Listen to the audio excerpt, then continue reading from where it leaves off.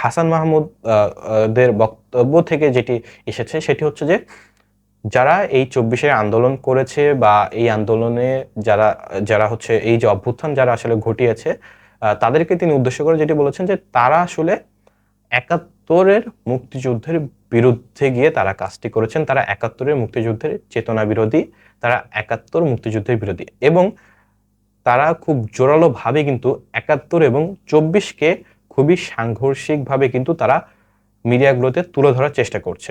আমি আবারও বলছি, এই যে ৭১ এবং এই যে ২৪, এই ২টা বিষয়কে কিন্তু তারা সাংঘর্ষিকভাবে তুলে ধরার চেষ্টা করছে। আমরা আওয়ামী লীগের তৎকালীন সময়ে দেখেছি যে তারা কিন্তু এই ৭১-এর মুক্তিযুদ্ধকে পুঁজি করেই গত ১৫-১৬ বছর কিন্তু একটা রেজিম গঠন করেছিল এবং যার মাধ্যমে কিন্তু সাধারণ মানুষকে বিভিন্নভাবে অত্যাচার করেছে, গুম করেছে, খুন করেছে, হত্যা করেছে।